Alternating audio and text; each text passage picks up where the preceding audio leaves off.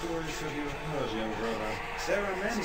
Some say he saw his own mother eaten alive by a coven of witches, and others that he once killed an elder vampire with his bare hands. There are even whispers that he is the resurrected Saint Leopold, come to lead his armies into the final battle against the elements of darkness. Not all stories you hear are true.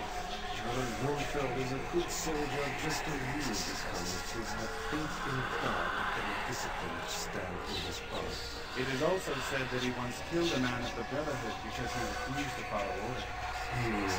Some stories you hear are true in the world.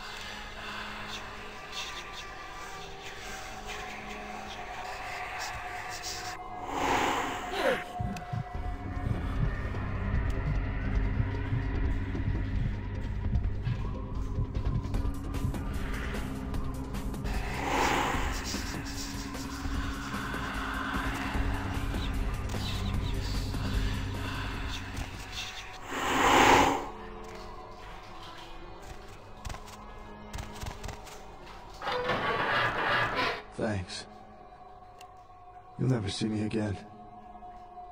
I'm gonna go somewhere no one will ever see this face again.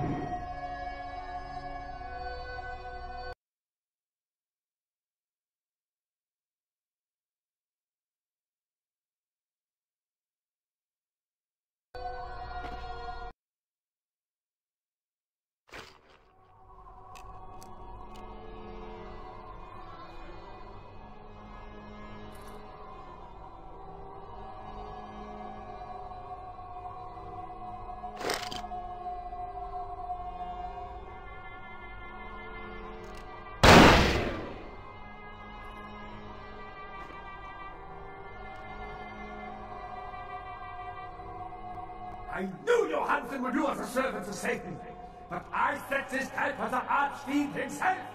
Where is Lacroix?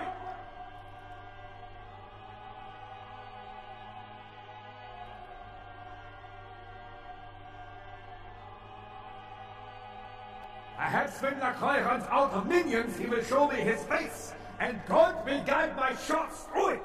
Before I send you to eternal damnation, any last words?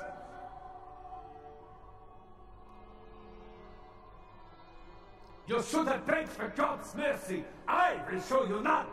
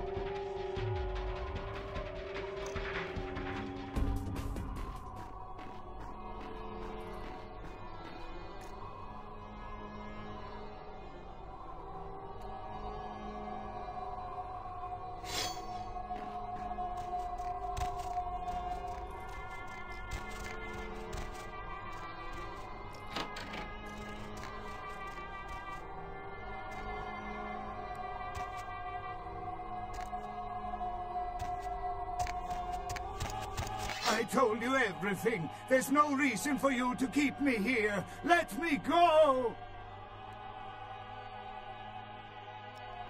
I am an archaeologist. You can't hold me here like this. I am a hostage. I do not need protection. Bring me back to my hotel at once. Yeah, okay. Anything, just get me out of these caverns and away from these crazies. I think I'm starting to get pneumonia. The sarcophagus? You went through all that trouble for the sarcophagus? Yeah, I'll tell you. But don't you think it would be better to get out of here before those men come back?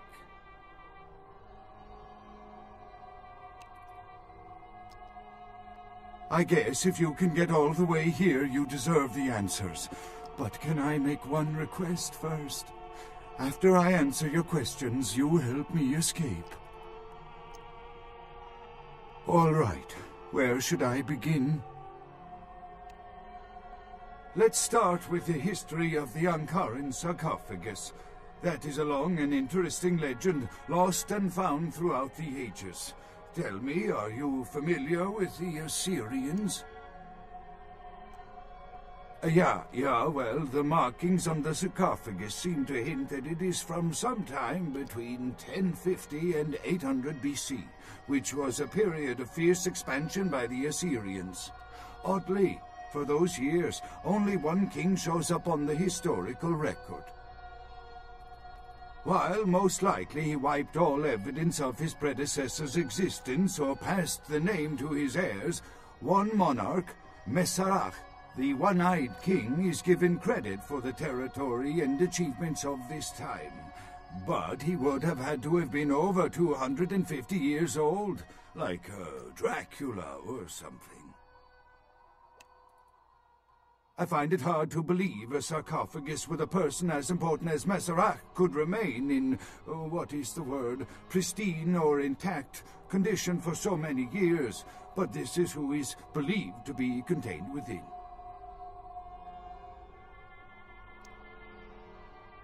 You know, it is interesting that you ask me that. The goddess on the outside of the sarcophagus was Lamastu. In Assyrian myth, Lamastu was an evil demoness who preyed on humans. Many people cite her as the mother of vampire myth, and the engravings on and found around the sarcophagus portray a regal figure drinking the blood of his enemies. Now, this image is found in many cultures, specifically among those of royal lineage, but there is a quite scientific explanation.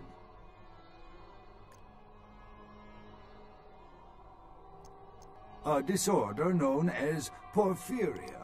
In short, it is caused by a deficiency of the iron in the blood, and in many cultures, for the nobility that could conceivably get away with the cure, the treatment was to drink human blood. Perhaps drinking the blood of your enemies is, if nothing else, symbolic. It can inspire fear in your foes and dissidents. Don't misunderstand me. I in no way believe it was a vampire. Vampires, that's what caused this whole mess. These maniacs believe they exist.